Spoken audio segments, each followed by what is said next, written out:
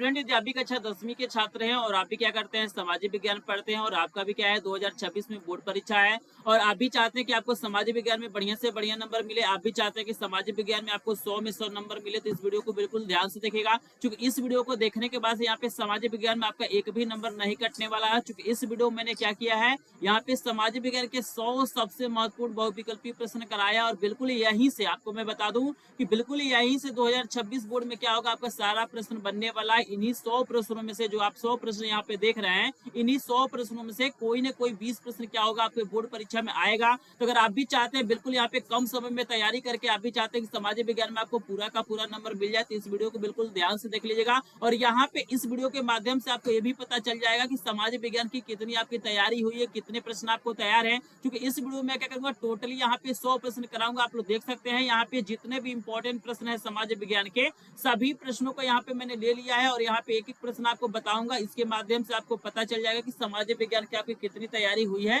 तो यहाँ पे चलिए इस वीडियो को स्टार्ट करते हैं और सामाजिक विज्ञान के 100 बहुविकल्पी प्रश्नों को कराते हैं और अपने आप को आप पहचान लीजिए कि ये प्रश्न आपको तैयार है कि नहीं तैयार है। दिया गया है, देखिए पहला प्रश्न आपके सामने नजर आ रहा होगा। यहाँ पे पहला प्रश्न दिया गया, फ्रांस की क्रांति हुई थी। आपको बताना है कि भाई जो फ्रांस की क्रांति हुई थी कब हुई थी। यहाँ पे देख सकते हैं आपको 4 ऑप्शन दिया गया है। पहला आपको दिया गया 1788, दूसरा आपको दिया गया 1789, तीसरा आपको दिया गया 1790 और चौथा यहाँ पे दिया गया 1787। तो पहले आप लोग सोचिए और आप लोग बताइए कि जो फ्रांस की क्रांति हुई थी, बहुत ही इंपॉर्टेंट प्रश्न है, हर साल पूछा जाता है। आपको बताना है कि जो फ्रांस की क्रांति हुई थी कब हुई थी। 4 ऑप्शन आपको दिया गया है। पहले अपने आप को आप लोग पहचानिए, अपने आप को टेस्ट करिए, क्या ये प्रश्न आपको तैयार है कि नहीं तैयार है। तो आपको बता दूं, अगर आपने ख वाला ऑप्शन चूज किया होगा तो बिल्कुल करेक्ट आंसर यहाँ पे ख वाला हो जाएगा। जो फ्रांस की क्रांति हुई थी सन 1789 ईस्वी में हुआ था, तो हमारा यहाँ पे ख वाला ऑप्शन बिल्कुल करेक्ट है।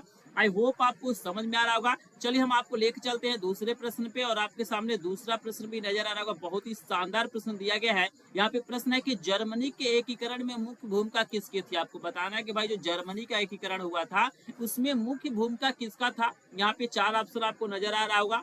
ऑटो वन बिस्मार्क है, काइजर विलियम प्रथम है, हिटलर है, मेसनी है। तो बताइए यहाँ पे चारों ऑप्शन में से कौन सा ऑप्शन करेक्ट होगा। पहले आपको आप लोग टेस्ट करिए कि ये प्रश्न आपको तैयार है कि नहीं तैयार है। क्योंकि पूरे किताब के जितने भी चैप्टर हैं सभी चैप्टरों के इंपॉर्टेंट प्रश्न आपको करा रहा हूँ, जो बोर्ड परीक्षा 2026 के लिए बहुत ही ज्यादा इंपॉर्टेंट है। तो यहाँ पे 4 ऑप्शन आपके सामने है। बता दो इसका जो करेक्ट ऑप्शन हो जाएगा क वाला हो जाएगा। आपको याद रखना है कि ऑटो वन बिस्मार्क क्या थे, भूमिका था। तो यहाँ पे क वाला ऑप्शन करेक्ट हो जाएगा। आपके सामने 3 नंबर का प्रश्न दिखाई दे होगा, काफी इंपॉर्टेंट प्रश्न दे दिया गया है। और तीसरा प्रश्न है कि नेपोलियन की पराजय कब हुई थी। आपको बताना है कि जो नेपोलियन थे उनका पराजय कब हुआ था। 4 ऑप्शन आपके सामने नजर आ रहा होगा। 1814 है, 1815 है, 1816, 1817 है। तो आप लोग सोचिए समझिए और बताइए कि नेपोलियन का पराजय जो हुआ था कब हुआ था। 4 ऑप्शन आपके सामने है। तो बिल्कुल यहाँ पे बता दो कि ख वाला ऑप्शन बिल्कुल करेक्ट हो जाएगा। यहाँ पे इनका सही समय हो जाएगा 1815 ईस्वी में। नेपोलियन का जो पराजय हुआ था सन 1815 ईस्वी में हुआ था। चलिए आपको लेकर चलते हैं 4 नंबर प्रश्न पे और 4 नंबर का प्रश्न देख सकते हैं, बहुत ही शानदार, बहुत ही ज्यादा इंपॉर्टेंट है। ये लगभग हर साल प्रश्न पूछा जाता है। प्रश्न आपके सामने दिया गया है कि 1789 में फ्रांस में राष्ट्रवाद की प्रथम अभिव्यक्ति का क्या परिणाम हुआ था। यहाँ पे भी आपको 4 ऑप्शन नजर आएगा। फ्रांस की क्रांति, नेपोलियन का उदय, जर्मनी का एकीकरण और निरंकुश राजतंत्र का प्रारंभ। तो बताइए चारों में से कौन सा ऑप्शन करेक्ट है। इससे सोचिए क्या इसका आंसर आपको पता है कि नहीं पता है। तो बिल्कुल अगर आप लोग कवल ऑप्शन सोच रहे हैं तो बिल्कुल कवल ऑप्शन करेक्ट हो जाएगा। फ्रांस की क्रांति आपको याद रखना है। चलिए यहाँ पे 5 नंबर का प्रश्न बिल्कुल आपके पेपर में छप चुका है। 2026 का लिए बहुत ही ज्यादा इंपॉर्टेंट प्रश्न आपको दिया गया है। यहाँ पे प्रश्न देख सकते हैं, आपको दिया गया है कि हिंद स्वराज पुस्तक के लेखक। देखिए ये प्रश्न बार बार रिपीट किया जाता है, हर बार पूछता है कि हिंद स्वराज जो पुस्तक है उसके लेखक का नाम आपको बताना होता है। जैसे देखिए पहला ऑप्शन आपके सामने नजर आ रहा होगा। यहाँ पे मुंशी प्रेमचंद्र दिया गया है और सरदार पटेल दिया गया है, महात्मा गांधी दिया गया है और सुभाष चंद्र बोस दिया गया है। तो बताइए हिंद स्वराज पुस्तक के लेखक कौन हो सकते हैं। तो बिल्कुल यहाँ पे बता दो इसका जो करेक्ट आंसर हो जाएगा, हिंद स्वराज पुस्तक के जो लेखक आपके हैं महात्मा गांधी है। तो यहाँ पे गवल ऑप्शन बिल्कुल करेक्ट है। आई होप आपको समझ में आ रहा होगा। चलिए हम लेके चलते हैं अगले प्रश्न पे और अगला प्रश्न भी बहुत ही ज्यादा इंपॉर्टेंट है। आप लोग देख पा रहे होंगे प्रश्न दिया गया है 6 नंबर का कि रोलेट एक्ट कब पारित हुआ है। आपको बताना है कि जो रोलेट एक्ट था वो कब पारित किया गया था। यहाँ पे देख सकते हैं 4 ऑप्शन है। 1918 है, 1919 है, 1920 है और 1921 है। तो बताइए रोलेट एक्ट कब पारित हुआ था? 4 ऑप्शन आपके सामने दिया गया है, तो सोचिए समझिए और आंसर बताइए। बिल्कुल जितने भी स्टूडेंट यहाँ पे ख वाला ऑप्शन चूज किए हैं 1919 बिल्कुल करेक्ट ऑप्शन हो जाएगा। आई होप आपको ये 6 प्रश्न समझ में आ रहा होगा। यहाँ पे देख सकते हैं आपके सामने 7 नंबर का प्रश्न आ गया है, काफी इंपॉर्टेंट प्रश्न दिया गया और इस प्रश्न को अभी अपने दिमाग में बैठा लीजिएगा, क्योंकि ये प्रश्न हर साल पूछा जाता है। प्रश्न है कि आर्थिक महामंदी कब से प्रारंभ हुई थी? आपको बताना है कि जो आर्थिक महामंदी हुआ था वो किस सन से प्रारंभ हुआ था। यहाँ पे देख सकते हैं आपके सामने 4 ऑप्शन दिया गया है। 1919 दिया गया है, 1924 है, 1929 और 1934 है। तो जल्दी से आप लोग सोचिए इस मोस्ट इंपॉर्टेंट प्रश्न का जो हमारा आंसर है क्या हो सकता है। तो 4 ऑप्शन आपके सामने नजर आ रहा होगा और यहाँ पे जो प्रश्न है ना बहुत ही ज्यादा इंपॉर्टेंट है, तो बिल्कुल आराम से ध्यान से इसका आंसर देंगे। और यहाँ पे आपको बता दूं कि यहाँ पे जो करेक्ट आंसर हमारा होगा यहाँ पे ग वाला होगा। अगर आपने ग वाला ऑप्शन चूज किया है तो करेक्ट आंसर ग वाला हो जाएगा। सन 1929 में क्या हुआ था? आर्थिक महामंदी का प्रारंभ हुआ था, आपको याद रखना है। चलिए 8 नंबर का प्रश्न भी आप लोग देख पा रहे हैं, बहुत ही शानदार प्रश्न, इसी से रिलेटेड प्रश्न है। प्रश्न दिया गया है कि महामंदी का सबसे बड़ा असर कहाँ पे पड़ा। देखिए कितना शानदार प्रश्न दिया गया है कि भाई जो महामंदी था उसका सबसे बड़ा जो असर कहाँ पे पड़ा? तकनीक पे पड़ा, कृषि क्षेत्र पर पड़ा, परिवहन पे पड़ा, या इनमें से कोई नहीं? तो थोड़ा सा दिमाग दौड़ाएंगे, थोड़ा सा कॉमन सेंस दौड़ाएंगे तो बिल्कुल आराम से इसका आंसर बता सकते हैं कि कौन सा ऑप्शन करेक्ट होगा। यहाँ पे 4 ऑप्शन आपको दिया गया है और यहाँ पे देख सकते हैं कि जो इसका जो सबसे बड़ा असर हुआ था कृषि क्षेत्र पर हुआ था, आपको याद रखना है।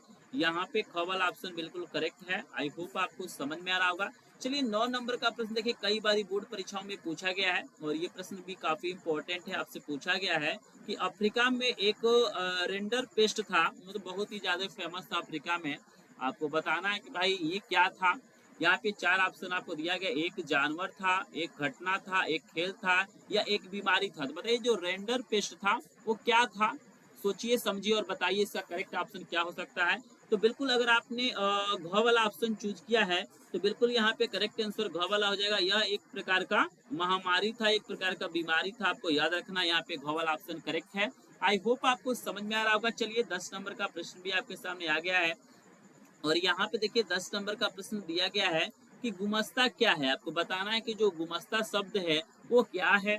बुनकर से रिलेटेड है, कपड़ा व्यवसायी से रिलेटेड है, वेतन भोगी कर्मचारी से रिलेटेड है, या ऊन बेचने वाले से रिलेटेड है? क्या लग रहा है? आप लोग जल्दी से सोचिए और कमेंट सेक्शन में आंसर दीजिए। तो बिल्कुल अगर आपने ग वाला ऑप्शन चूज किया होगा तो यहाँ पे करेक्ट आंसर ग वाला हो जाएगा। वेतन भोगी कर्मचारी से मतलब है गुमस्ता का, आपको याद रखना है।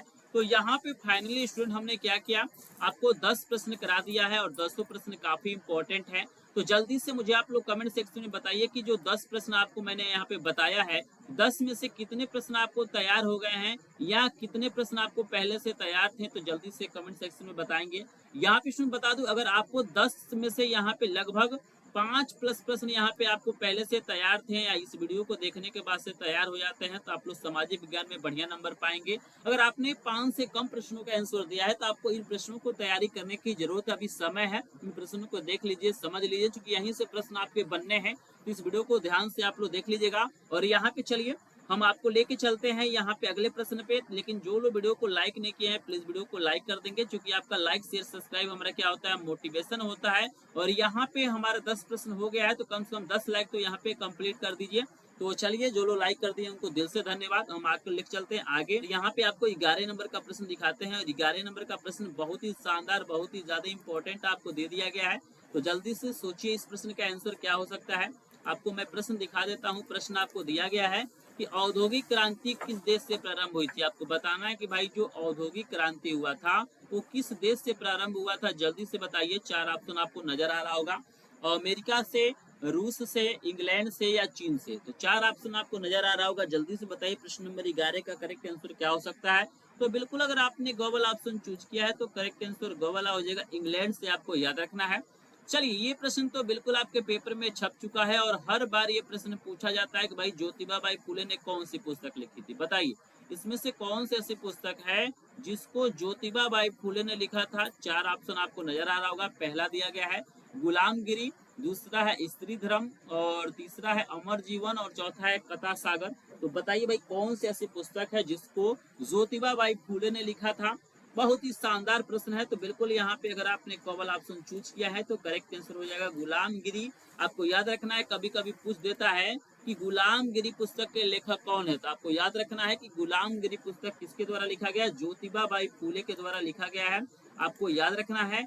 चलिए हम लेके चलते हैं आपको नेक्स्ट प्रश्न पे। और यहाँ पे जो लोग वीडियो को लाइक नहीं किए होंगे प्लीज लाइक कर देंगे, क्योंकि आपका लाइक शेयर सब्सक्राइब ही हमारा क्या होता है, मोटिवेशन होता है।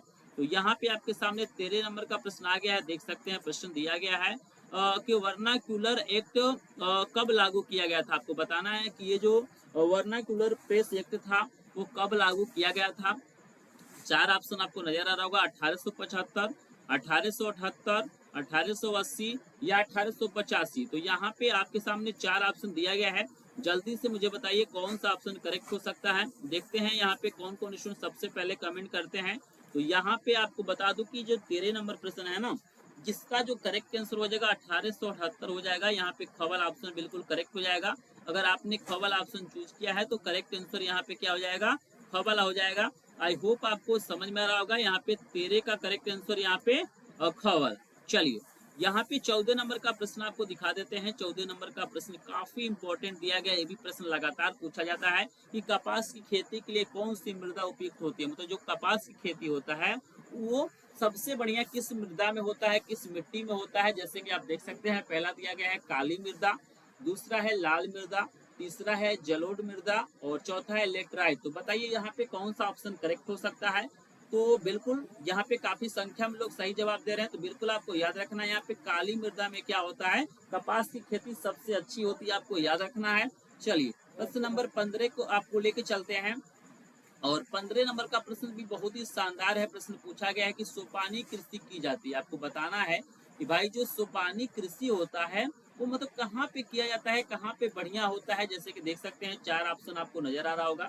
पहला दिया गया उत्खात भूमि पर, दूसरा दिया गया है ढाल वाली भूमि पर और तीसरा दिया गया है मैदानी भूमि पर और चौथा इनमें से कोई नहीं। तो जल्दी से बताइए कि सोपानी जो कृषि होता है, सोपानी खेती होता है वो कहाँ पर किया जाता है, किस प्रकार की भूमि पे किया जाता है। तो ऑप्शन आपके सामने है, जल्दी से सोचिए आंसर दीजिए।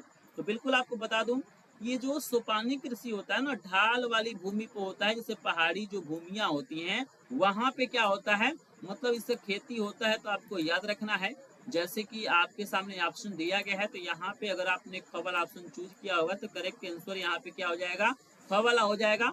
तो यहाँ पे हम थोड़ा सा यहाँ पे कुछ गड़बड़ी हो रहा है, इसको हम सही कर लेते हैं और आपको यहाँ पे सही ऑप्शन क्या करते हैं, टिक करा देते हैं। ये ख वाला क्यों नहीं टिक हो रहा है, चलिए हो गया, ये ख वाला सही है। क्लियर है। चलिए भाई 16 नंबर का प्रश्न आपके सामने है कि भैया हरा सोना निम्नलिखित में से किसे कहा जाता है। बताइए हरा सोना किसे कहा जाएगा। प्राकृतिक वनस्पति को कहा जाता है, घास के मैदान को कहा जाता है, हरे पेड़ को कहा जाता है या सघन झाड़ी को कहा जाता है। तो यहाँ पे बिल्कुल अगर आपने क वाला ऑप्शन चूज किया है तो करेक्ट आंसर क वाला हो जाएगा, प्राकृतिक वनस्पति को बोलेंगे। तो लेके चलते हैं अगले प्रश्न पे। और 17 नंबर का प्रश्न है कि निम्नलिखित में से किस राज्य में यहाँ पे बांधव राष्ट्रीय उद्यान अवस्थित। आपको बताना है कि भाई ये जो बांधवगढ़ राष्ट्रीय जो उद्यान है वो कहाँ पर है, मध्य प्रदेश में, राजस्थान में, पश्चिम बंगाल में, उत्तराखंड में। तो जल्दी से बताइए चार ऑप्शन आपको दिया गया है, कौन सा ऑप्शन करेक्ट होगा। तो बिल्कुल अगर आपने कवल ऑप्शन चूज किया होगा तो करेक्ट आंसर कवल हो जाएगा, मध्य प्रदेश, आपको याद रखना है। चलिए 18 नंबर का प्रश्न बिल्कुल आपके पेपर में छप चुका है। आपको बताना है कि टिहरी बांध परियोजना किस राज्य में है।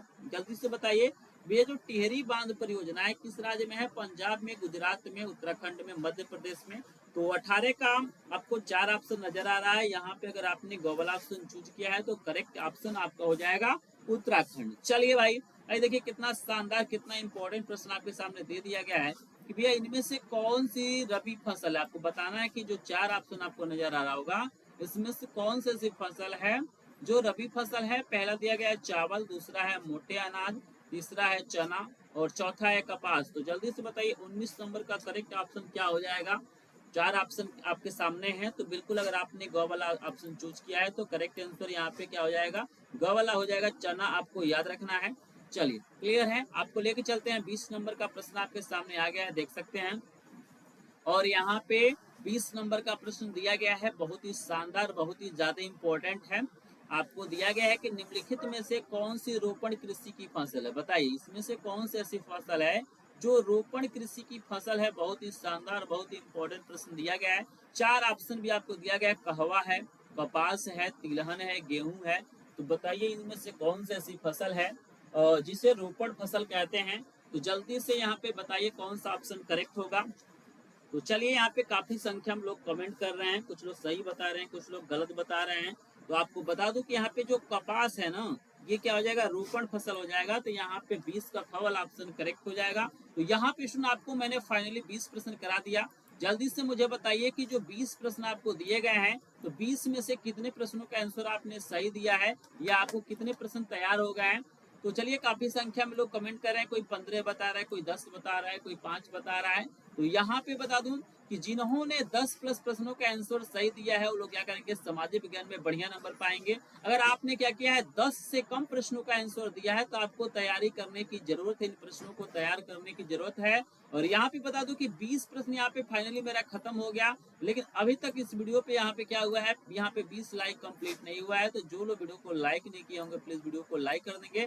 चैनल पे पहली बार आए होंगे तो चैनल को सब्सक्राइब कर लेंगे। और यहाँ पे बता दूं कि आपको यहाँ पे सभी विषयों के 100 प्लस प्रश्नों का यहाँ पे पीडीएफ नोट बिल्कुल फ्री में मिल जाएगा सोल्यूशन के साथ।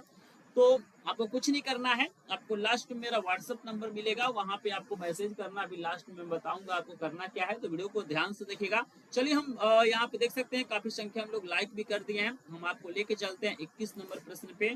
और यहाँ पे देख सकते हैं 21 नंबर का प्रश्न आपको बहुत ही शानदार, बहुत ही ज्यादा इंपॉर्टेंट दे दिया गया है कि श्वेत क्रांति संबंधित है। आपको बताना है कि जो श्वेत क्रांति है वो किससे संबंधित है।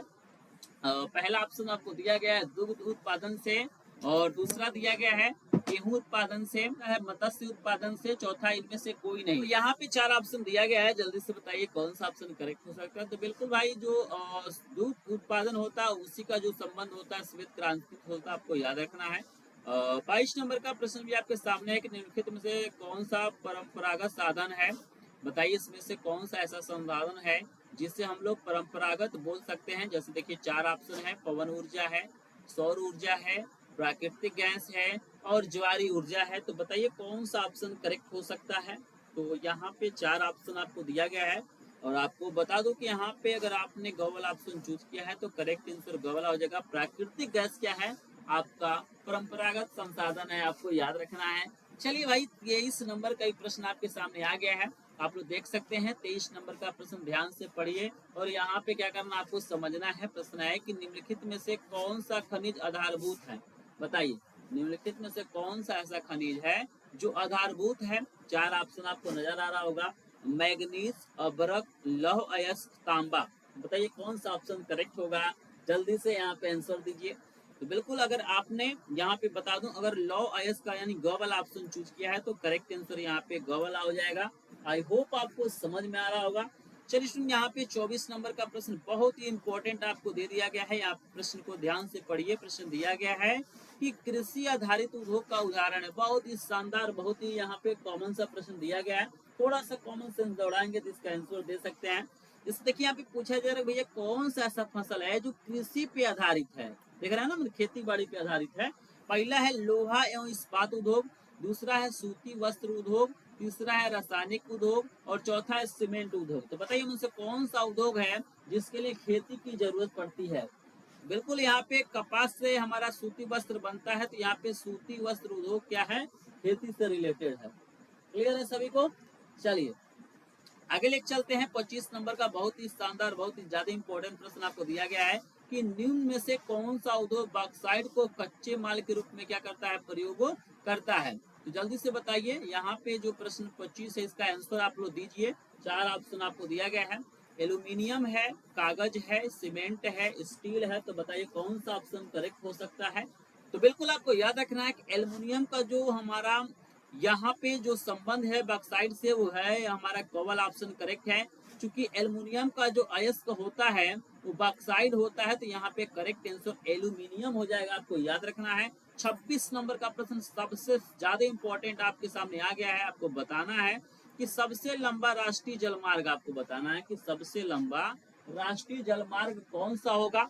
4 ऑप्शन है। पहला है हल्दिया से इलाहाबाद, दूसरा है सादिया से धुबरी, और तीसरा है केरल से पश्चिमी तटीय नहर, और चौथा है काकी नाडा से पुदुचेरी। बताइए कौन सा ऑप्शन करेक्ट होगा।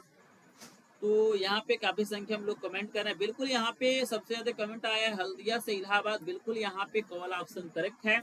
चलिए आपके सामने हम लेके चलते हैं। 27 नंबर का प्रश्न है कि भैया निम्नलिखित में से किसी वस्तु का मतलब किस वस्तु का निर्यातक भारत नहीं। आपको बताना इसमें से कौन सा वस्तु है जिसका निर्यातक भारत नहीं है। कॉफी है, उर्वरक है, तंबाकू है या चाय है।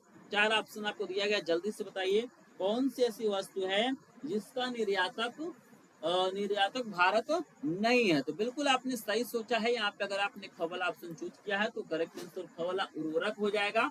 आई होप आपको समझ में आ रहा होगा। चलिए लेके चलते हैं। यहाँ पे 28 नंबर का सबसे ज्यादा पूछे जाने वाला बोर्ड परीक्षा में प्रश्न आपको दिया गया है कि श्रीलंका में निम्नलिखित में से कौन सा बहुसंख्यक वर्ग है। बहुत ही ज्यादा इंपॉर्टेंट है, लगातार बोर्ड परीक्षा में पूछा गया है और 2026 बोर्ड के लिए सबसे ज्यादा इंपॉर्टेंट प्रश्न है। तो जल्दी से सोचिए और बताइए भैया श्रीलंका में कौन सा बहुसंख्यक वर्ग है। तमिल है, ईसाई है, सिंहली है या मुस्लिम है। सोचिए, बहुत ही शानदार प्रश्न है। बिल्कुल आपने सही सोचा। अगर आपने ग वाला ऑप्शन चूज किया होगा तो करेक्ट आंसर ग वाला हो जाएगा, सिंगली हो जाएगा। आपको याद रखना है। चलिए आपको लेकर चलते हैं। 29 नंबर का मोस्ट इंपॉर्टेंट प्रश्न है। आपको दिया गया है कि विभिन्न स्तरों पर सत्ता का बंटवारा क्या कहलाता है। आपको बताना है कि विभिन्न स्तरों पर सत्ता का बंटवारा क्या कहलाता है। तो पहला आपको दिया गया है सामुदायिक सरकार, दूसरा है गठबंधन सरकार, तीसरा है संघीय सरकार, चौथा है एकात्मक शासन। तो बताइए भाई 29 का करेक्ट आंसर क्या हो जाएगा। जल्दी से मुझे बताइए कौन सा ऑप्शन करेक्ट हो जाएगा। यहाँ पे बिल्कुल आपको बता दूं, अगर आपने गवर्नल ऑप्शन चूज किया है तो करेक्ट आंसर गवर्नल हो जाएगा, संघीय सरकार आपको याद रखना है। चलिए यहाँ पे आपको 30 नंबर का प्रश्न दिया गया है। भैया बहुत ही प्यारा प्रश्न है, बहुत ही आसान प्रश्न आपको दिया गया है कि भारत में सर्वाधिक बोले जाने वाली भाषा कौन सी है। बताइए भारत में सबसे ज्यादा भाषा कौन सा बोला जाता है। हिंदी, अंग्रेजी, उर्दू और पंजाबी। अगर इस प्रश्न का आंसर आप लोग नहीं दे पाते हैं तो आपको मान के चलना है कि आपकी सामाजिक विज्ञान की तैयारी अच्छे से नहीं हो रही, जो कि सबसे आसान प्रश्न है, सबसे ज्यादा इंपॉर्टेंट प्रश्न है। तो बताइए भैया भारत में सबसे ज्यादा कौन सी भाषा बोली जाती है। तो यहाँ पे मुझे बहुत खुशी हो रहा है कि लगभग 100% लोगों ने बिल्कुल सही आंसर दिया है। बिल्कुल बिल्कुल यहाँ पे सही आप लोग कमेंट कर रहे हैं। बिल्कुल यहाँ पे क वाला ऑप्शन करेक्ट है, हिंदी। बहुत शानदार यहाँ पे कमेंट आया है। चलिए बिल्कुल इसी प्रकार से आप लोग कमेंट करते रहिए। तो यहाँ पे 30 प्रश्न फाइनली हमारा खत्म होता है। तो जल्दी से क्वेश्चन बताइए 30 में से यहाँ पे जो 30 प्रश्न आपको मैंने कराया है इसमें से कितने प्रश्नों का आंसर आपको पहले से पता था या इस वीडियो को देखने के बाद से तैयार हो गए हैं। जल्दी से मुझे कमेंट सेक्शन में बताइए। तो बिल्कुल 30 में से लगभग आपने 15 प्लस प्रश्नों को अगर सही जवाब दिया होगा, तैयार हो गया होगा, तो आप लोग सामाजिक विज्ञान में बढ़िया नंबर पाएंगे। ठीक है ना, आपको ऐसे ही तैयारी करने की जरूरत है।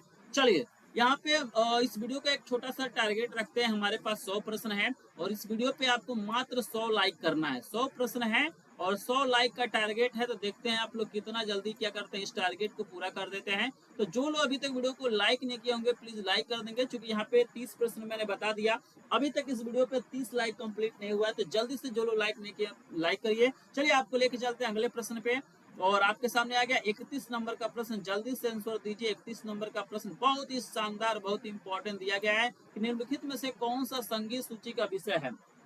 बताइए इसमें से कौन सा ऐसा विषय है जो संगीत सूची से है। 4 ऑप्शन है, रक्षा है, कृषि है, व्यापार है, शिक्षा है। बताइए 31 का करेक्ट आंसर आप लोग जल्दी से सोचिए। तो बिल्कुल जो उन्होंने क वाला ऑप्शन चूज किया है करेक्ट आंसर यहाँ पे क वाला हो जाएगा, रक्षा हो जाएगा। आपके सामने लेके चलते हैं 32 नंबर का प्रश्न। जल्दी से सभी लोग आंसर देने के लिए तैयार रहिए। फाइनली आपको लेके चलते हैं 32 नंबर का प्रश्न और यहाँ पे 32 नंबर का प्रश्न भी आपके सामने ला देते हैं। और यहाँ पे क्या दिया हुआ है, दिया हुआ है कि निम्नलिखित में से कौन सा राज्य सूची का विषय है। आपको बताना है इसमें से कौन सा ऐसा मतलब विषय है जो राज्य सूची में आएगा।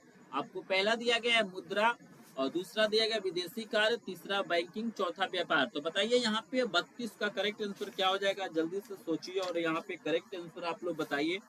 तो यहाँ पे मैं देख रहा हूँ काफी संख्या में लोग कमेंट कर रहे हैं। तो बिल्कुल यहाँ पे अगर आपने घ वाला ऑप्शन चूज किया है तो व्यापार बिल्कुल करेक्ट ऑप्शन हो जाएगा, घ वाला। चलिए आपको लेकर चलते हैं। 33 नंबर का प्रश्न आपको दिया गया है कि भारतीय संविधान में भाषाओं को किस अनुसूची में रखा गया है। आपको बताना है कि भारतीय संविधान में भाषाओं को किस अनुसूची में रखा गया है? चार ऑप्शन है, तीसरी, पांचवी, आठवीं या 12वीं।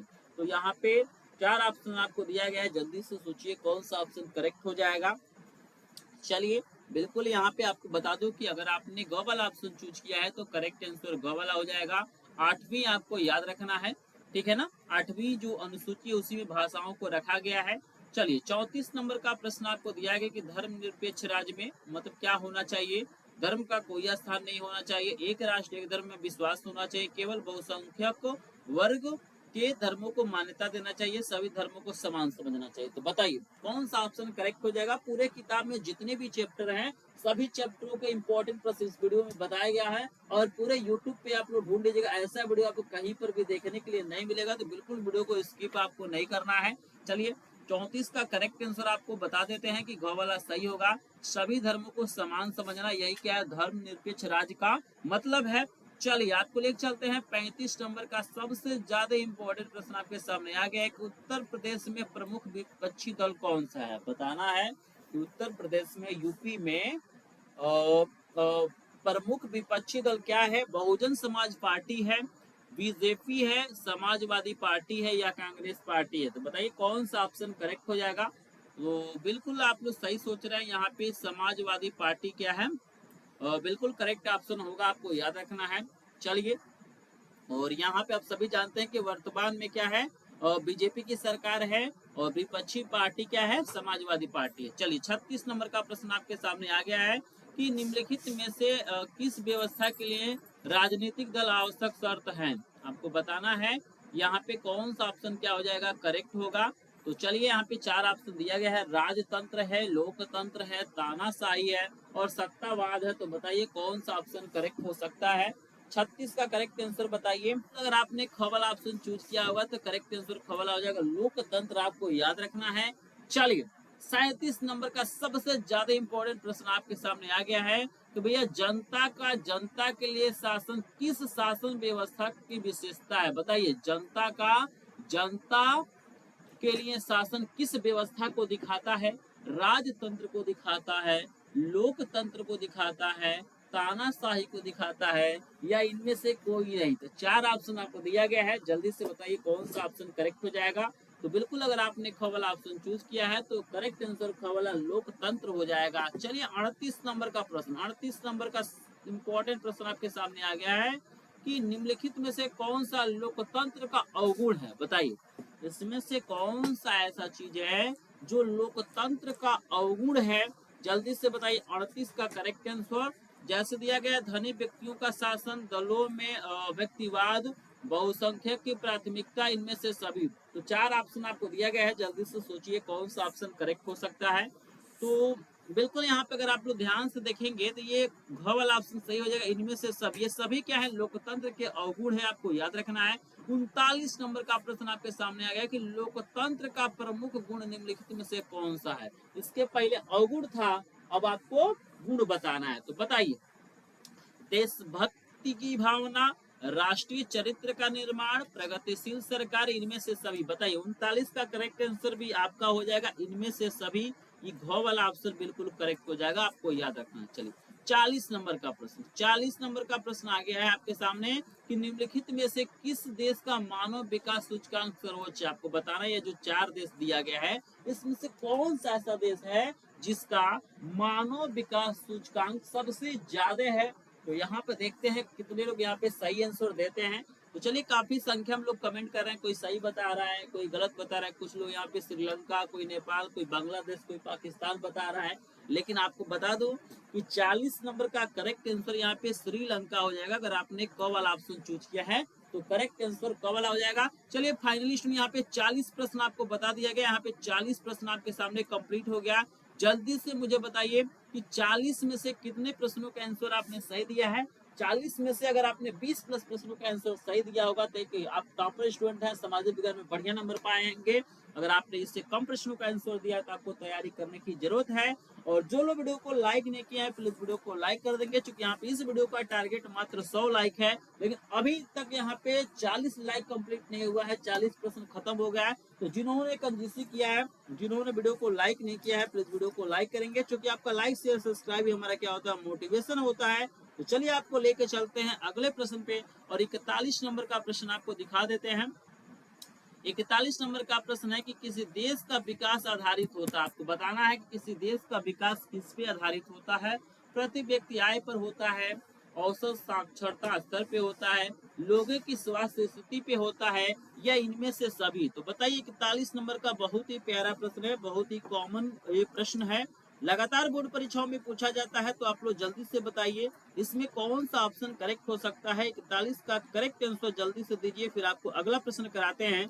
और यहाँ पे हम आपको बिल्कुल यहाँ पे आपको दिखा देते हैं इसका करेक्ट आंसर। 41 का जो करेक्ट आंसर है इनमें से सभी हो जाएगा, आपको याद रखना है। यहाँ पे जो आप लोग ह वाला ऑप्शन देख रहे हैं ना, ये हमारा सही हो जाएगा। ठीक है, चलिए चलिए स्टूडेंट आपको लेके चलते हैं आगे। और यहाँ पे 42 नंबर का प्रश्न आपको दिया गया है कि निम्नलिखित में से कौन सा एक विकसित देश है, आपको बताना है इसमें से कौन सा ऐसा देश है जिसे हम लोग विकसित देश बोल सकते हैं। जैसे कि आप देख सकते हैं दिया गया है ब्राजील, भारत, फ्रांस, बांग्लादेश। तो बताइए 42 का करेक्ट आंसर सभी लोग बताइए कि कौन सा ऑप्शन करेक्ट हो सकता है। क्योंकि यहाँ पे काफी संख्या में कमेंट को अगर मैं रीड करूं तो अलग अलग कमेंट आ रहा है, कोई कुछ लिख रहा है, कोई कुछ लिख रहा है। बहुत बढ़िया बहुत बढ़िया। चलिए बिल्कुल आपको बता देता हूँ कि यहाँ पे विकसित देशों की अगर बात करेंगे तो ग वाला फ्रांस हो जाएगा, आपको याद रखना है। तो 42 के जो करेक्ट आंसर है आपका यहाँ पे ग वाला हो जाएगा। क्लियर है सभी को, आगे चलें। बिल्कुल चलिए आगे चलते हैं, अगला प्रश्न आपको कराते हैं। पूरे किताब का सभी चैप्टरों का प्रश्न है। 43 नंबर का प्रश्न है कि सार्वजनिक और निजी क्षेत्र आधारित मतलब आधार पर विभाजित है। आपको बताना है कि जो सार्वजनिक और निजी क्षेत्र है वो किस आधार पे विभाजित है। चार ऑप्शन आपको नजर आ रहा होगा, चारों ऑप्शन को देखिए। आपको दिया गया है रोजगार की शर्तों पे दिया हुआ है, आर्थिक गतिविधि के स्वभाव पर दिया गया है, फिर आपको दिया गया है उद्यमों के स्वामित्व पर दिया गया है, और यहाँ पे अगर आगे बात करेंगे उद्यम में नियोजित श्रमिकों की संख्या पर दिया गया है। तो जल्दी से बताइए कौन सा ऑप्शन करेक्ट हो जाएगा, जल्दी से मुझे कमेंट सेक्शन में बताइए। बिल्कुल बिल्कुल बहुत शानदार यहाँ पे रिप्लाई दे रहे हैं आप लोग, बहुत शानदार बहुत शानदार। बिल्कुल यहाँ पे बता दूं कि 43 नंबर का जो प्रश्न है ना, इसका जो करेक्ट आंसर हो जाएगा ग वाला उद्यमों के स्वामित्व। आपको याद रखना है ग वाला ऑप्शन करेक्ट है। आपको लेके चलते हैं 44 नंबर प्रश्न पे। तो 44 नंबर प्रश्न का सभी लोग आंसर दीजिए, बहुत ही शानदार बहुत ही इंपॉर्टेंट प्रश्न। देखिए 44 नंबर का प्रश्न आपके सामने आ गया है कि निम्नलिखित में से किसको सेवा क्षेत्रक भी बोलते हैं। आपको बताना है इसमें किसको सेवा क्षेत्रक भी बोलते हैं। जैसे कि दिया गया है प्राथमिक क्षेत्रक, द्वितीयक, तृतीयक, और यहाँ पे इनमें से कोई नहीं। तो जल्दी से बताइए कौन सा ऑप्शन करेक्ट हो जाएगा। तो बताइए जल्दी से 44 का करेक्ट आंसर यहाँ पे बताइए। तो बिल्कुल आपको बता दूं कि 44 का करेक्ट आंसर हो जाएगा ग वाला तृतीय क्षेत्र का, आपको याद रखना है। चलिए यहाँ पे आपके सामने देख सकते हैं, यहाँ पे 44 है, ये 45 नंबर का प्रश्न आप लोग देख लीजिए। 45 नंबर का प्रश्न है कि निम्न में से किसको कृषि क्षेत्र कहते हैं। आपको बताना इसमें से कौन सा ऐसा क्षेत्रक है जिसे कृषि क्षेत्रक भी बोला जाता है। जल्दी से कमेंट सेक्शन में बताइए, प्राथमिक, द्वितीयक, तृतीयक और इनमें से कोई नहीं। तो 46 का नहीं 45 का करेक्ट आंसर आप लोग बताइएगा, जल्दी से बताइए। तो बिल्कुल 45 का करेक्ट आंसर हो जाएगा प्राथमिक क्षेत्रक को हम लोग कृषि क्षेत्रक बोलते हैं। तो यहाँ पे कवल ऑप्शन करेक्ट है। चलिए 46 नंबर का प्रश्न आपके सामने आ गया, बहुत ही शानदार बहुत ही लाजवाब प्रश्न। निम्नलिखित में से कौन सा व्यक्ति असंगठित क्षेत्रक के अंतर्गत आता है, आपको बताना है। यहाँ पे आपको चार ऑप्शन दिया गया है। क्या दिया हुआ है, कृषि मजदूर है, बैंक मैनेजर है, और यहाँ पे आपको सैनिक है। इनमें से कोई नहीं। तो बताइए कौन सा ऑप्शन करेक्ट हो जाएगा, जल्दी से मुझे बताइए कौन सा ऑप्शन करेक्ट होगा। चलिए बहुत शानदार यहाँ पे रिप्लाई आ रहा है। तो यहाँ पे 46 का जो करेक्ट आंसर हो जाएगा कृषि मजदूर होगा, आपको याद रखना है। चलिए 47 नंबर का प्रश्न आपको दिया गया है कि सूचना और संचार प्रौद्योगिकी का आर्थिक क्षेत्रक है, प्राथमिक, द्वितीय, तृतीयक और चतुर्थक। तो चार ऑप्शन आपको दिया गया है, जल्दी से बताइए कौन सा ऑप्शन करेक्ट हो जाएगा।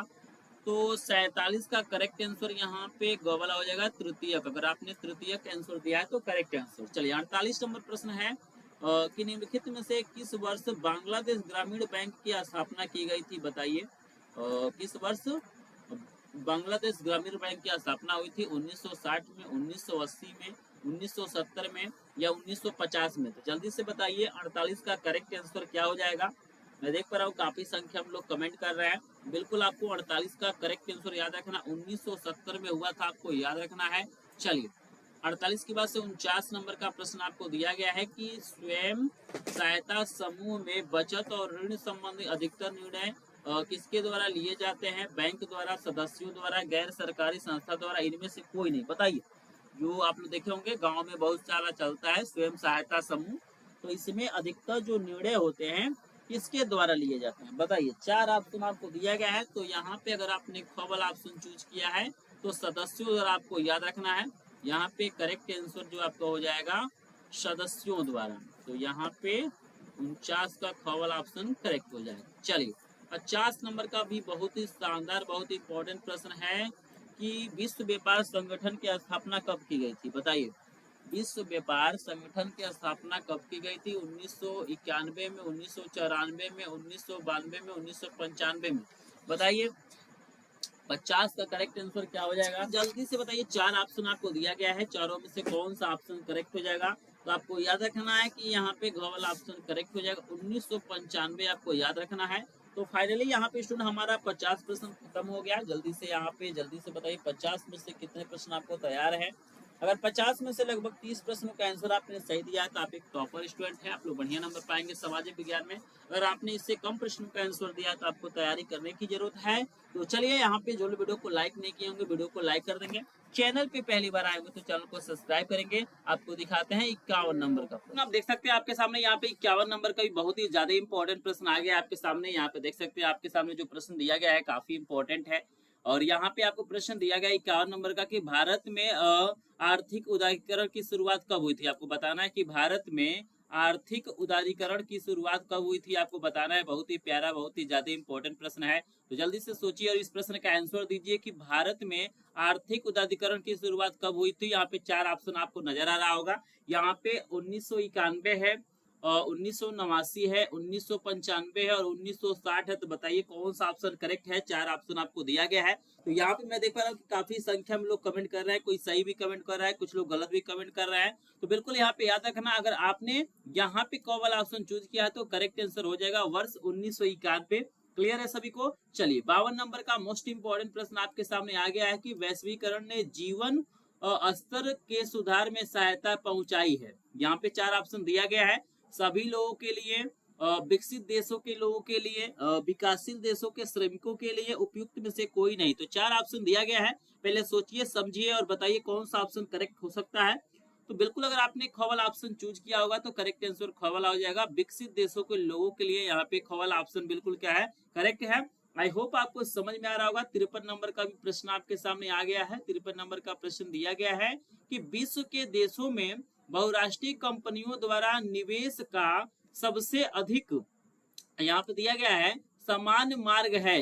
मतलब विश्व के देशों में बहुराष्ट्रीय कंपनियों द्वारा निवेश का सबसे अधिक सामान्य मार्ग क्या है? यहाँ पे 4 ऑप्शन आपको दिया गया है।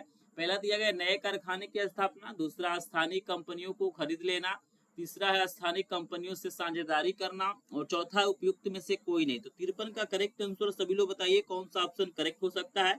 तो यहाँ पे अगर आपने ग वाला ऑप्शन चूज किया होगा तो करेक्ट आंसर ग वाला हो जाएगा, स्थानीय कंपनियों से साझेदारी करना। यहाँ पे ग वाला ऑप्शन करेक्ट है।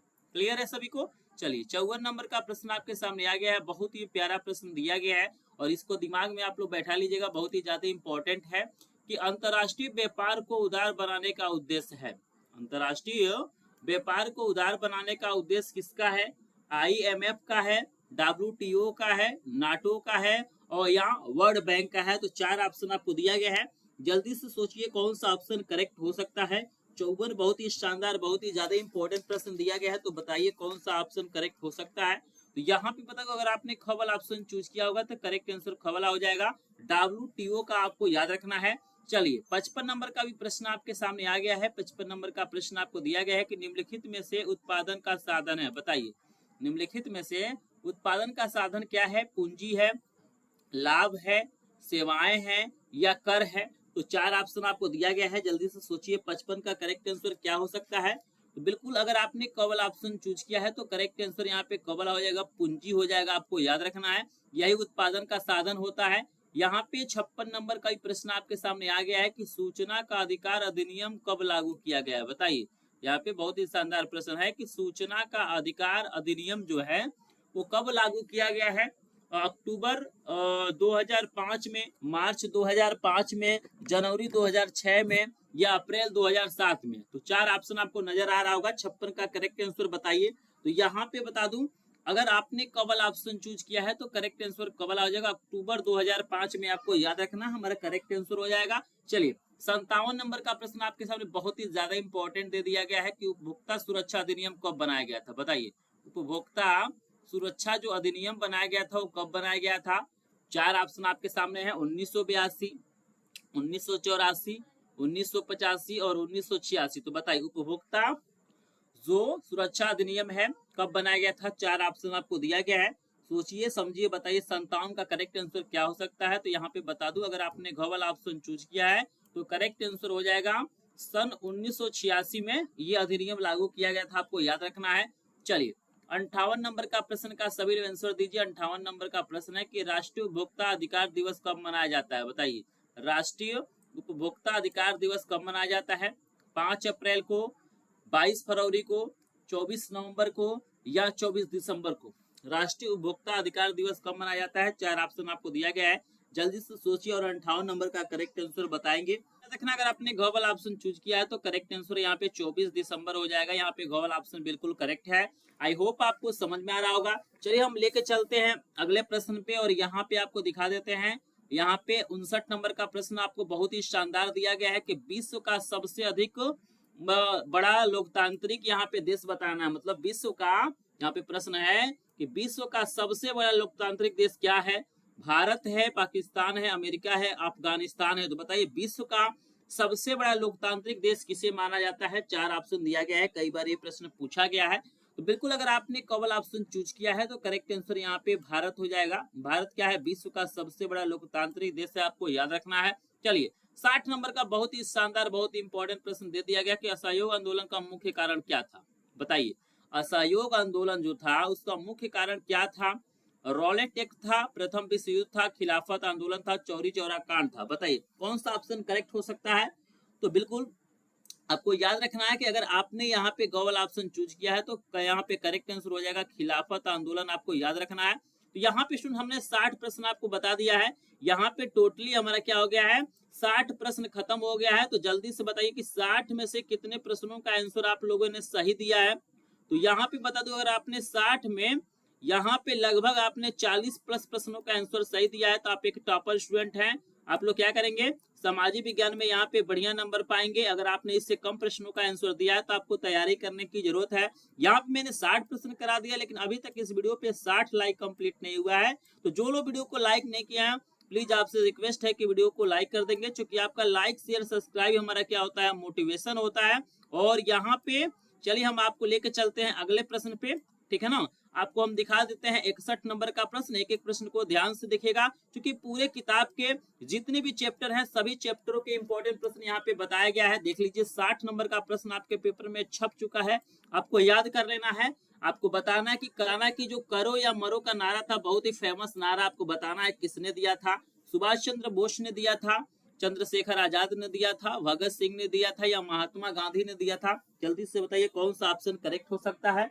तो यहाँ पे काफी संख्या में लोग सही कमेंट कर रहे हैं, मुझे बहुत खुशी हो रहा है। यहाँ पे लगभग 90% लोग सही बता रहे हैं। बिल्कुल यहाँ पे घवल ऑप्शन करेक्ट है। महात्मा गांधी ने इस नारे को दिया था, आपको याद रखना है। चलिए यहाँ पे 62 नंबर का भी प्रश्न लगातार बोर्ड परीक्षाओं में पूछा गया है कि भैया जो चिपको आंदोलन था उसका संबंध किससे है? मृदा संरक्षण से है, वन संरक्षण से है, जल संरक्षण से है या वायु संरक्षण से है? तो जल्दी से बताइए कौन सा ऑप्शन करेक्ट हो सकता है। 4 ऑप्शन आपको दिया गया है, तो जल्दी से सोचिए और करेक्ट आंसर बताइए। तो यहाँ पे भी काफी संख्या में लोग यहाँ पे करेक्ट आंसर बता रहे हैं। तो आपको याद रखना है ये जो आपको याद रखना है कि ये जो आंदोलन चलाया गया था वन संरक्षण के लिए चलाया गया था। तो यहाँ पर भी ख वाला ऑप्शन करेक्ट हो जाएगा। चलिए 63 नंबर का प्रश्न बहुत ही प्यारा, बहुत ही ज्यादा इंपॉर्टेंट आपसे पूछ लिया गया है कि निम्नलिखित में से कौन सा एक रेशेदार फसल है? बताना है ये जो फसल आपको दिया गया है 4, इसमें से कौन सा ऐसा फसल है जो रेशेदार है? ऑप्शन दिया गया है, पहला जूट है, दूसरा कॉफी है, तीसरा रबड़ है, चौथा जौ है। तो बताइए 63 का करेक्ट आंसर क्या हो सकता है। तो बिल्कुल आपको याद रखना है जो जूट है वो क्या है? एक रेशेदार फसल है। तो यहाँ पे करेक्ट आंसर क वाला हो जाएगा। चलिए 64 नंबर का आंसर दीजिए, निम्नलिखित में से कौन एक रबी फसल है? 64 का सभी लोग करेक्ट आंसर बताइए। इसमें से रबी फसल का आपको नाम बताना है। पहला धान है, दूसरा बाजरा है, तीसरा मक्का है, चौथा गेहूं है। तो 64 का करेक्ट आंसर सभी लोग बताएंगे। तो बिल्कुल यहाँ पे बता दूं, अगर आपने घ वाला ऑप्शन चूज किया है तो करेक्ट आंसर गेहूं हो जाएगा। गेहूं रबी फसल है। चलिए यहाँ पे 65 नंबर का प्रश्न भी इसी से रिलेटेड है। आपको यहाँ पे खरीफ फसल का नाम बताना है और आपको 4 ऑप्शन नजर आ रहा होगा, चावल, चना, कपास, धान एवं कपास दोनों। बताइए 65 का करेक्ट आंसर सभी लोग बताएंगे। तो बिल्कुल यहाँ पे काफी संख्या में लोग सही आंसर बता रहे हैं। बिल्कुल घ वाला ऑप्शन करेक्ट है। आपको याद रखना है कि यहाँ पे हमारा क्या होगा, घ वाला ऑप्शन करेक्ट होगा। ये जो आपका है याद रखना है, ये जो धान है और क्या है कपास है, दोनों खरीफ की फसल है। तो यहाँ पे घ वाला ऑप्शन करेक्ट हो जाएगा। आई होप आपको समझ में आ रहा होगा। चलिए यहाँ देखिए 66 नंबर का प्रश्न भी आपके सामने आ गया है। प्रश्न दिया गया है कि मुंबई हाई किसके लिए प्रसिद्ध है। बताइए भाई, मुंबई जो हाई है वो किसके लिए प्रसिद्ध है। 4 ऑप्शन आपको नजर आ रहा होगा। पहला है अभ्रक कारखाने के लिए, दूसरा है फिल्म सिटी के लिए, तीसरा है गेटवे ऑफ इंडिया के लिए, चौथा है इनमें से कोई नहीं। तो बताइए जो मुंबई हाई है वो किस लिए प्रसिद्ध है। तो यहाँ पे बता दूं कि जो मुंबई हाई वो पेट्रोलियम के लिए प्रसिद्ध है, लेकिन ये ऑप्शन में यहाँ पे पेट्रोलियम नहीं दिया गया है। तो यहाँ पे करेक्ट आंसर घ वाला हो जाएगा, इनमें से कोई नहीं। आपको याद रखना है। आई होप आपको समझ में आ रहा होगा। चलिए 67 नंबर का प्रश्न कराते हैं। हम आपके सामने 67 नंबर का प्रश्न दिखाते हैं और 67 नंबर का प्रश्न आपको दिया गया है कि विदेशी व्यापार किनके मध्य होता है। बहुत ही प्यारा, बहुत ही शानदार प्रश्न है। थोड़ा सा दिमाग दौड़ाएंगे तो इसका आंसर बता सकते हैं। आपको बताना कि भाई जो विदेशी व्यापार होता है वो किसके मध्य होता है। 2 देशों के मध्य होता है, 2 राज्यों के मध्य होता है, 2 प्रदेशों के मध्य होता है, 2 नगरों के मध्य होता है। तो जल्दी से बताइए विदेशी व्यापार किनके किनके बीच में होता है। तो बिल्कुल यहाँ पे लगभग 100% लोगों ने सही आंसर दिया है। बिल्कुल यहाँ पे 2 देशों के बीच में जो व्यापार होता है उसी को हम लोग कहते हैं विदेशी व्यापार। तो करेक्ट आंसर क वाला। 68 नंबर का प्रश्न है कि निम्नलिखित में से कौन सा एक संघीय राज्य है। बताइए इसमें से कौन सा ऐसा राज्य है जो संघीय है। राजस्थान है, मध्य प्रदेश है, उत्तर प्रदेश है, दिल्ली है। 4 ऑप्शन आपको दिया गया है, जल्दी से सोचिए 68 का करेक्ट आंसर क्या हो सकता है। बहुत बढ़िया, यहाँ पे आप लोग कमेंट कर रहे हैं, काफी संख्या में लोग सही आंसर दे रहे हैं। तो बिल्कुल आपको बता दूं कि 68 का जो करेक्ट आंसर हो जाएगा दिल्ली हो जाएगा। ये जो दिल्ली है वो संघीय राज्य है, आपको याद रखना है। तो करेक्ट आंसर घ वाला। चलिए यहाँ पे आपको 69 नंबर का प्रश्न है कि यंग इटली समिति का संस्थापक कौन था। आपको बताना है कि यंग इटली समिति का संस्थापक कौन था। विक्टर इमानुअल द्वितीय था, मेजनी था, काबूर था या गैरीबाल्डी था। तो बताइए 69 नंबर का करेक्ट आंसर क्या हो सकता है। 4 ऑप्शन आपको दिया गया है। तो आपको बता दो कि यहाँ पे इसका जो संस्थापक था वो मेजनी था। करेक्ट आंसर ख वाला हो जाएगा। कहीं भी डाउट होगा तो आप लोग कमेंट सेक्शन में जरूर पूछिएगा। और यहाँ पे आपको लेके चलते हैं हम 70 नंबर प्रश्न पे। और यहाँ पे 70 नंबर का प्रश्न है कि भैया नेपोलियन का जो संबंध किस देश से था। मतलब जो नेपोलियन था उसका संबंध किस देश से था। जर्मनी से, इटली से, फ्रांस से, इंग्लैंड से। बताइए जल्दी से मुझे बताइए कि जो नेपोलियन था उसका संबंध किस देश से था। यहाँ पे आपको 4 ऑप्शन दिया गया है, जर्मनी, इटली, फ्रांस और इंग्लैंड।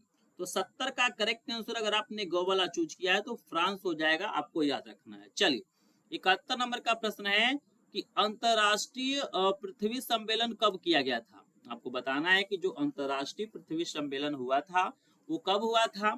1992 में हुआ था, 1997 में, 1999 और 2000 में। बताइए 4 ऑप्शन आपको नजर आ रहा होगा। 71 का अगर आपने केवल ऑप्शन चूज किया है तो 1992 हो जाएगा। क्लियर है। चलिए 72 नंबर का प्रश्न है कि निम्नलिखित में से किस प्रांत में सीढ़ीदार खेती की जाती है। बताइए याद रखिएगा सीढ़ीदार खेती आपको बताना है कहाँ पे होता है। पंजाब में, उत्तर प्रदेश में, हरियाणा में और उत्तराखंड में। तो 4 ऑप्शन आपको नजर आ रहा होगा। जल्दी से बताइए कौन सा ऑप्शन करेक्ट हो सकता है। यहाँ पे बता दूं कि 72 का जो करेक्ट आंसर है वो उत्तराखंड हो जाएगा। जो पहाड़ी इलाके होते हैं वहीं पे सीढ़ीदार खेती होता है। तो करेक्ट आंसर यहाँ पे घ वाला। क्लियर है सभी को। चलिए आगे बढ़ते हैं स्टूडेंट। 73 नंबर का प्रश्न, इनमें से किस राज्य में काली मृदा पाई जाती है। बताइए इसमें से कौन सा ऐसा राज्य है जिसमें काली मृदा पाई जाती है। जम्मू और कश्मीर, राजस्थान, गुजरात, झारखंड। बताइए 73 का करेक्ट आंसर बताएंगे। तो बिल्कुल आपको बता दूं कि अगर आपने ग वाला ऑप्शन चूज किया है तो करेक्ट आंसर यहाँ पे गुजरात हो जाएगा। क्लियर है। 74 नंबर का प्रश्न भी आपके सामने आ गया है कि निम्नलिखित में से कौन सा अजैविक संसाधन है। बताइए इसमें से कौन सा ऐसा संसाधन है जो अजैवी है। 4 ऑप्शन है, पौधे हैं, मछलियां हैं, पशु है, चट्टाने हैं। तो जल्दी से सोचिए इसमें से कौन सा ऐसा संसाधन है जो अजैवी है, बहुत ही प्यारा, बहुत ही ज्यादा इंपॉर्टेंट प्रश्न है। इन्हीं सब प्रश्नों को बोर्ड परीक्षाओं में पूछा जाता है। इन प्रश्नों को बिल्कुल भी आपको क्या करना है, मिस नहीं करना है। तो जल्दी से सोचिए और करेक्ट आंसर बताइए। आपको बिल्कुल यहाँ पे सही आंसर बता देते हैं। यहाँ पे देख सकते हैं जो चट्टाने हैं ये हमारे अजैवी हो जाएगा, तो यहाँ पे घ वाला ऑप्शन करेक्ट है। क्लियर है सभी को। चलिए 75 नंबर का प्रश्न आपके सामने है कि सविनय अवज्ञा आंदोलन कब चलाया गया। बताइए सविनय अवज्ञा आंदोलन कब चलाया गया है। चार ऑप्शन है 1920, 1927, 1930, 1935। तो 75 का करेक्ट आंसर सभी लोग बताइए। बिल्कुल यहाँ पे काफी संख्या में लोग सही आंसर दे रहे हैं। तो बिल्कुल अगर ग वाला ऑप्शन आपने चूज किया है तो करेक्ट आंसर 1930 हो जाएगा। चलिए 76 नंबर का प्रश्न आपके सामने आ गया है कि 1929 में आर्थिक महामंदी का मुख्य कारण क्या था। बताइए जो 1929 का आर्थिक महामंदी था उसका मुख्य कारण क्या था। चार ऑप्शन आपको दिया गया है। कृषि क्षेत्र में अधिक उत्पादन, अत्यधिक निवेश, बैंकों का निजीकरण, उद्योगों की संख्या में वृद्धि। तो बताइए कौन सा यहाँ पे ऑप्शन करेक्ट हो जाएगा। तो बिल्कुल अगर आपने क वाला ऑप्शन चूज किया है तो करेक्ट आंसर कृषि क्षेत्र में अधिक उत्पादन, हमारा क वाला ऑप्शन करेक्ट हो जाएगा। चलिए 67 नंबर का प्रश्न आपके सामने आ गया है। देख सकते हैं कि प्रांतीय प्रशासन का संचालक कौन करता है। आपको बताना है कि जो प्रांतीय प्रशासन का जो संचालन होता है वो किसके द्वारा किया जाता है। 77 का करेक्ट आंसर बताएंगे। तो यहाँ पे जहां तक मुझे लग रहा है कि इसका करेक्ट आंसर घ वाला होना चाहिए, जिला अधिकारी। लेकिन इसमें देख लीजिएगा, अगर आपको लगता है कि इसका आंसर गलत मैंने बताया तो आप लोग कमेंट सेक्शन में एक बार जरूर क्लियर कीजिएगा कि 77 नंबर का करेक्ट आंसर क्या होगा। ठीक है ना। प्रधानमंत्री है, मुख्यमंत्री है, राज्यपाल है, जिला अधिकारी है। तो आप लोग इसका जो सही आंसर होगा आप लोग जरूर कमेंट सेक्शन में बताइएगा। चलिए हम आपको लेकर चलते हैं 78 नंबर प्रश्न पे। और 78 नंबर का प्रश्न है कि निम्नलिखित में से कौन सा एक मिट्टी का प्रकार नहीं है। बताइए इसमें कौन एक मिट्टी का प्रकार नहीं है। काली, पीली, लेटराइट, सीमेंट। तो सीमेंट मिट्टी का प्रकार थोड़ी ना है। तो यहाँ पे करेक्ट आंसर घ है। चलिए बहुत शानदार प्रश्न है, ये मोस्ट इंपॉर्टेंट है, भी आपके पेपर में छप चुका होगा। प्रश्न है कि काली मृदा किस फसल के लिए उपयुक्त होती है। मतलब काली मृदा में कौन सी फसल सबसे बढ़िया होती है। मक्का, कपास, चना, कहवा। बताइए यहाँ पे चार फसलों का नाम है, इसमें से कौन सा ऐसा फसल है जिस जो काली मृदा में बढ़िया होता है। तो आपको याद रखना है करेक्ट आंसर ख वाला कपास हो जाएगा। कपास की खेती सबसे बढ़िया काली मिट्टी में होती है। चलिए 80 नंबर का प्रश्न है कि सलाल बांध किस नदी पर है। बताइए सलाल बांध जो है वो किस नदी पे है। महानदी पे है, चिनाव पे है, सतलुज पे है, कृष्णा पे है। तो बताइए 80 नंबर का करेक्ट आंसर क्या हो जाएगा। मोस्ट इंपॉर्टेंट प्रश्न है। तो बिल्कुल अगर आपने ख वाला ऑप्शन चूज किया है तो करेक्ट आंसर ख वाला हो जाएगा, चिनाब नदी पे है, आपको याद रखना है। चलिए 81 नंबर का प्रश्न है कि प्रोजेक्ट टाइगर किस वर्ष प्रारंभ किया था। आपको बताना है कि जो प्रोजेक्ट टाइगर है वो किस वर्ष प्रारंभ किया गया है। चार ऑप्शन आपको दिया गया है। चार ऑप्शन आपको दिया गया है, जल्दी से सोचिए कौन सा ऑप्शन करेक्ट हो सकता है। तो बिल्कुल अगर आपने क वाला ऑप्शन चूज किया है तो 1973 में हो जाएगा, आपको याद रखना है। चलिए यहाँ पे बताइए 82 नंबर का प्रश्न है कि निम्नलिखित में से किसे औसत आय भी कहते हैं। आपको बताना इसमें किसे औसत आय कहते हैं। कुल आय को, राष्ट्रीय आय को, प्रति व्यक्ति आय को। ऑप्शन आपको दिया गया है कुल आय, राष्ट्रीय आय, प्रति व्यक्ति आय, ये सभी। तो बताइए कौन सा ऑप्शन करेक्ट हो सकता है। तो आपको याद रखना है यहाँ पे ग वाला ऑप्शन करेक्ट है। प्रति व्यक्ति आय हमारा क्या है, औसत आय कहलाता है। चलिए आपको 83 नंबर का प्रश्न कराते हैं। आप देख सकते हैं 83 नंबर का प्रश्न आपके सामने आ गया है कि कौन सा क्षेत्र सबसे अधिक रोजगार देता है। चार ऑप्शन आपको दिया गया है।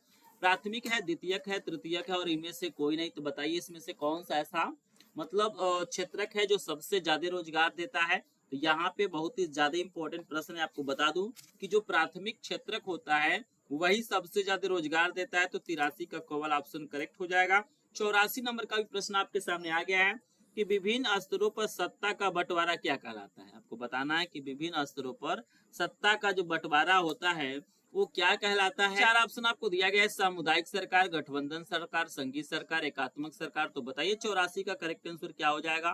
तो यहाँ पे अगर आपने ग वाला ऑप्शन चूज किया है तो करेक्ट आंसर ग वाला हो जाएगा, संघीय सरकार, आपको याद रखना है। चलिए 85 नंबर का मोस्ट इंपोर्टेंट प्रश्न दिया गया है कि निम्न में से संघात्मक शासन कहाँ नहीं है। बताइए निम्न में से संघात्मक शासन कहाँ नहीं है। भारत में, श्रीलंका में, बेल्जियम में, संयुक्त राज्य अमेरिका में। तो बताइए 85 का करेक्ट आंसर क्या हो जाएगा। तो बिल्कुल यहाँ पे ख वाला ऑप्शन करेक्ट हो जाएगा, श्रीलंका में है, आपको याद रखना है।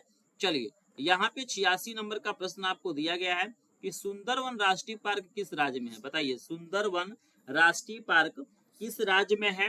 यहाँ पे असम दिया गया है, उड़ीसा है, पश्चिम बंगाल है, मध्य प्रदेश है।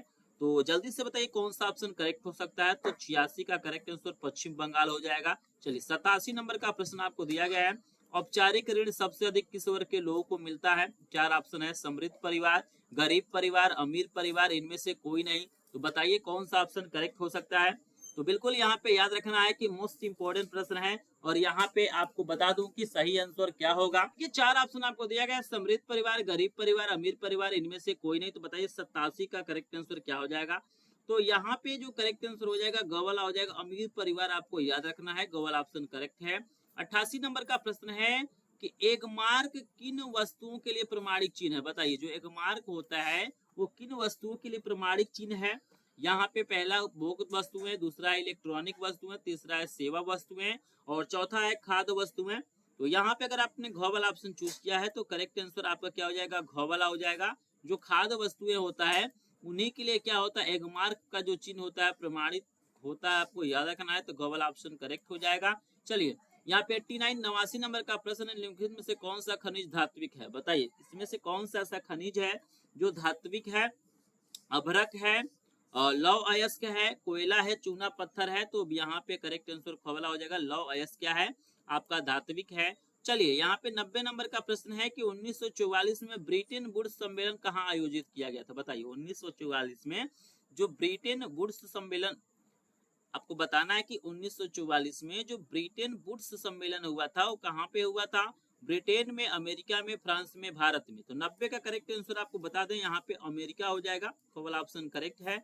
चलिए 91 नंबर का प्रश्न, निम्न में से कौन सा वो 1815 की वियना संधि से संबंधित है। बिस्मार्क है, ड्यूक मैटरनिक है, मेसनी है या नेपोलियन है। तो चार ऑप्शन दिया गया है। तो 91 का करेक्ट आंसर बताइए। तो 91 का करेक्ट आंसर हो जाएगा मेसनी, आपको याद रखना है। चलिए 92 नंबर का प्रश्न है कि भारत के किस राज्य में शिशु मृत्यु दर न्यूनतम है। मतलब भारत के किस राज्य में सबसे कम शिशुओं का मृत्यु होता है, जल्दी से बताइए। केरल है, बिहार है, पंजाब है, हरियाणा है। चार ऑप्शन आपको दिया गया है। तो जल्दी से बताइए कौन सा ऑप्शन करेक्ट हो सकता है। तो यहाँ पे 92 का करेक्ट आंसर केरल हो जाएगा, ये वाला ऑप्शन करेक्ट है।